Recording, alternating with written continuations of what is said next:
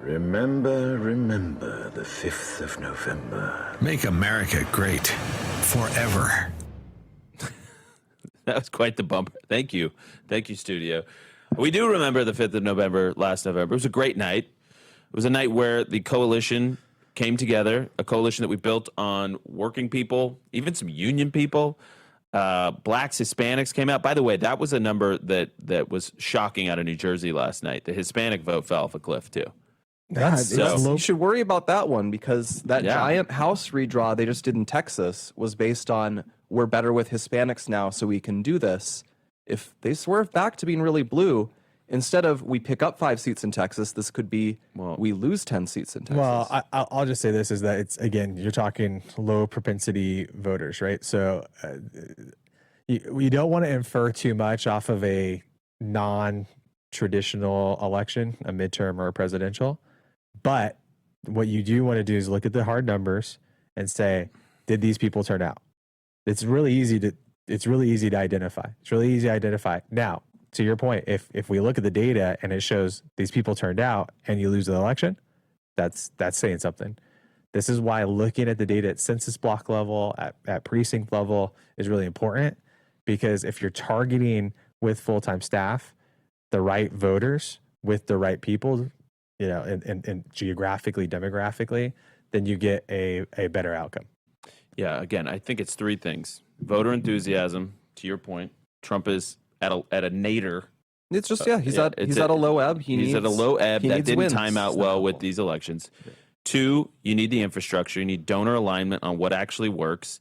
And it's funny because there's people like, I've not seen any, indication that what Turning Point or Scott Presler or whatever does is actually working. No, that's the wrong conclusion to draw. You need more, not less. And 3rd, you need good candidates that are popular. I mean, Winsome Sears, I never, no disrespect, I think she's a nice lady. I never thought she was a great candidate for the governor in Virginia, and it showed. And then we can extrapolate more. We're going to welcome back radio in 3 seconds.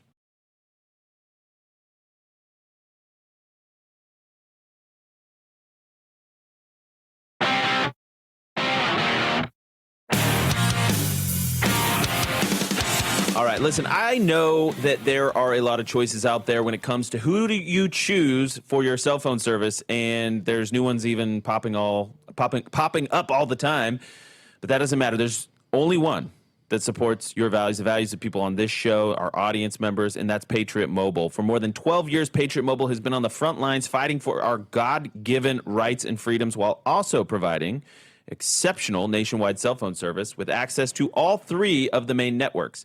Don't just take my word for it. Ask the hundreds of thousands of Americans who've made the switch and are now supporting causes they believe in simply by joining Patriot Mobile. Switching is easier than ever. Activate in minutes from the comfort of your own home. Keep your number, keep your phone, or upgrade. Patriot Mobile's all U.S.-based support team is standing by to take care of you. Call 972-PATRIOT today or go to patriotmobile.com/Charlie. That's patriotmobile.com/Charlie and use promo code Charlie for a free month of service. That's patriotmobile.com/Charlie or call 972-PATRIOT. Make the switch today. Go ahead, Todd. One thing we didn't talk about yet was that it looks like the goose is cooked on the Minneapolis mayoral race. Omar Fateh looks like lost in ranked choice voting. They have ranked choice voting that's implemented in Minneapolis, and this is the rare occasion where deep blue city ranked choice voting actually benefits a little bit, and Jacob Fry looks like he has squeaked it out by a few thousand votes. Wow.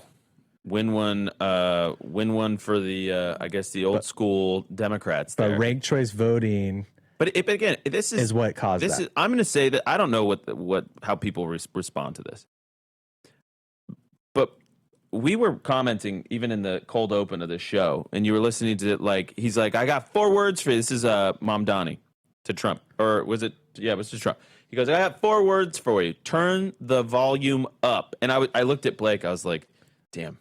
He's talented. Yeah. Omar Fatah was not talented. Not talented. Not talented at all. No, neither is Jacob Fry. But, I mean, here's the thing. You had 2 things happen in the mayoral race in New York City.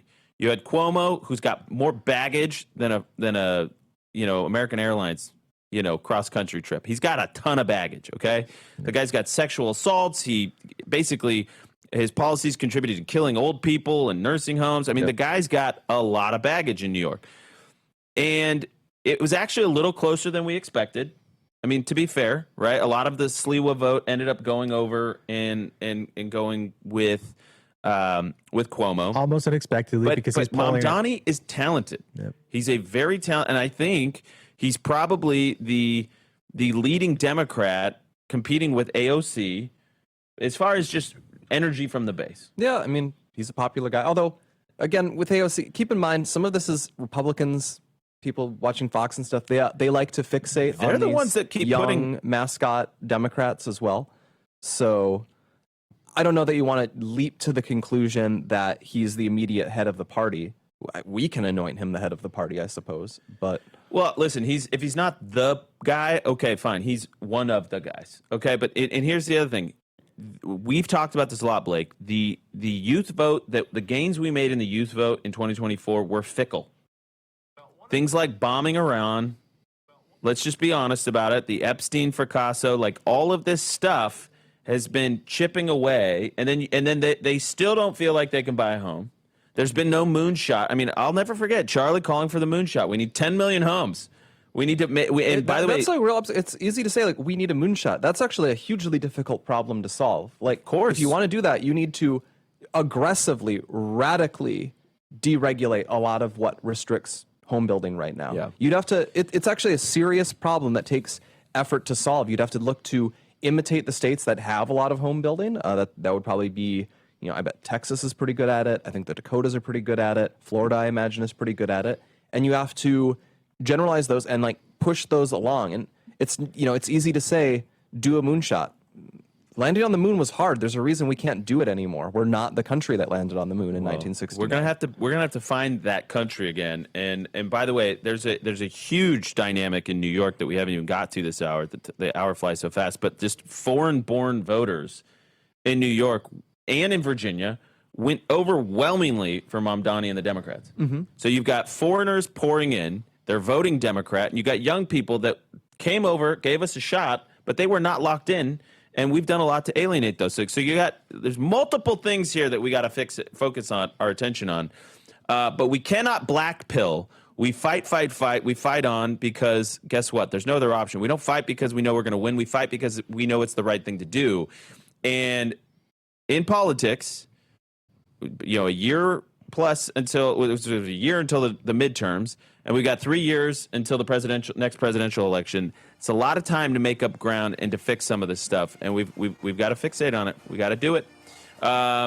We have hour 2 coming up. Don't go anywhere. Lots in store. Be right back.